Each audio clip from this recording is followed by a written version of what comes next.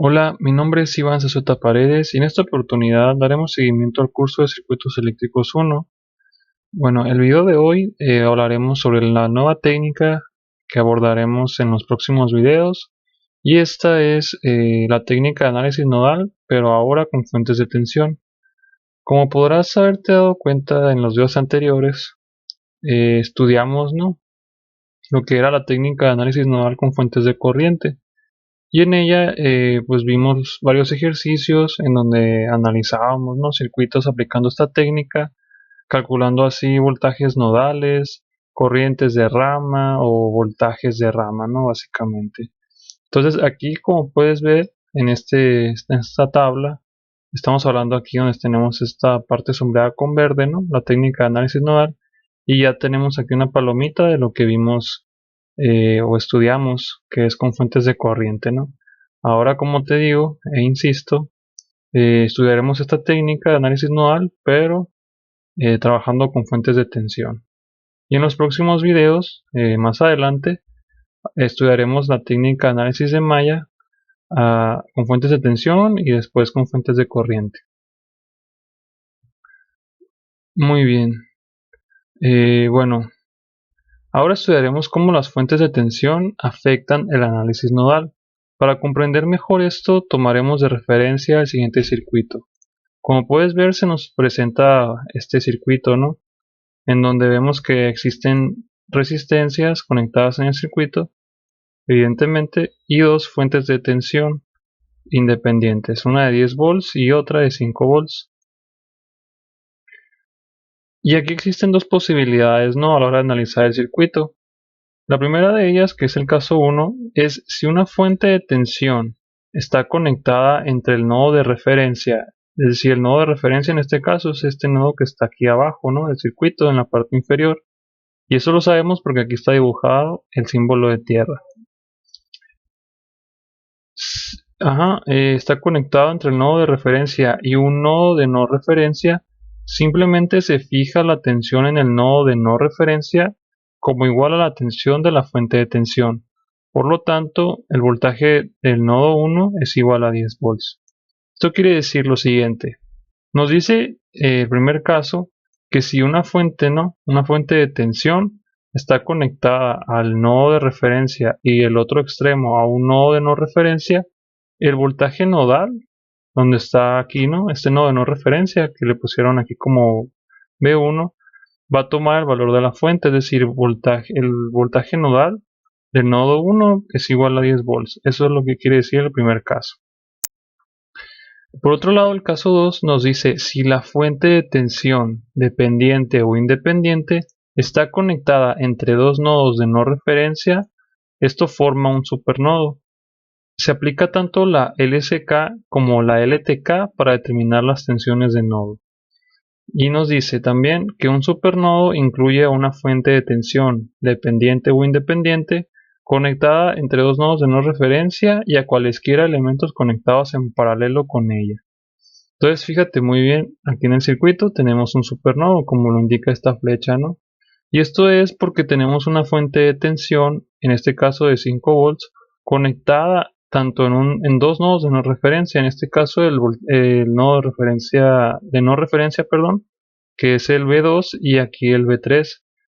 Entonces esta fuente está conectada en dos nodos de no referencia y por lo tanto se dice que aquí existe o se forma un supernodo. Y aquí pues en este párrafo, ¿no?, de la diapositiva nos dice que un supernodo incluye lo que es la fuente que está conectada en los nodos de no referencia y otro o cualquier otro elemento que se hayan conectado en paralelo con ella, ¿sí? Luego aquí nos dice, un circuito con supernodos se analiza siguiendo el mismo procedimiento que vimos en la sección anterior, es decir, cuando estudiamos la técnica de análisis nodal con fuentes de corriente. Sin embargo, a los supernodos se les trata de diferente manera. ¿Por qué? Porque un componente esencial del análisis nodal es la aplicación de la LSK, lo que requiere conocer la corriente a través de cada elemento, pero no hay manera de conocer con anticipación la corriente a través de una fuente de tensión. Aunque la LSK debe satisfacerse en un supernodo como en cualquier otro nodo, Así, en el supernodo del circuito ilustrativo tenemos lo siguiente.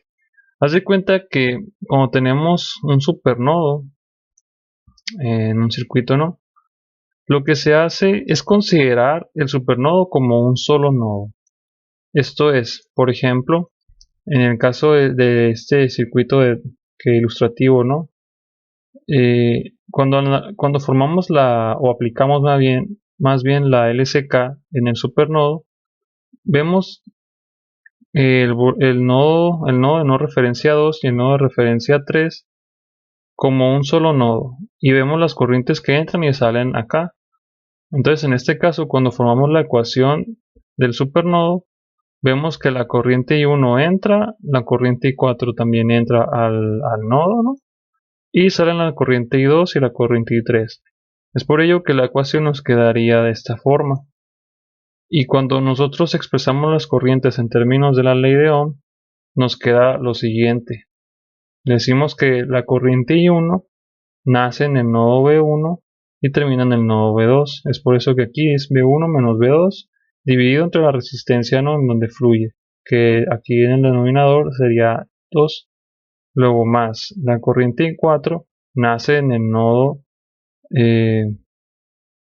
no, I4 sería,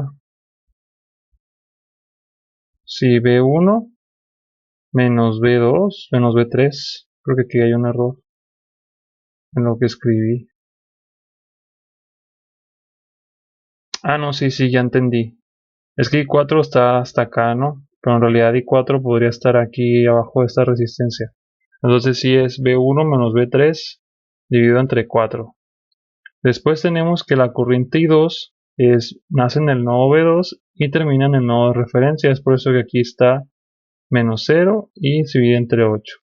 Lo mismo pasa con la resistencia de 6 ohms, que aquí está la corriente I3, que nace en el nodo B3 y termina en el nodo de referencia y se divide entre 6. Entonces aquí hasta el momento ya formamos básicamente o prácticamente lo que es la ecuación, ¿no?, para el supernodo. Sin embargo, el supernodo también trae otra característica o algo que lo hace diferente del análisis, ¿no? Que lo que se debe de hacer es ver esta parte del supernodo o donde está la fuente, ¿no?, conectada a los nodos de no referencia, como se muestra en esta figura. Y aquí debemos de aplicar la LTK o LBK. Y debemos de recorrer el lazo en el sentido de las manecillas del reloj. Esto es, aquí está la flecha, vamos aquí girando, nos encontramos con ese signo negativo, por lo tanto escribimos menos B2, continuamos y nos topamos con el signo positivo de la fuente de tensión independiente.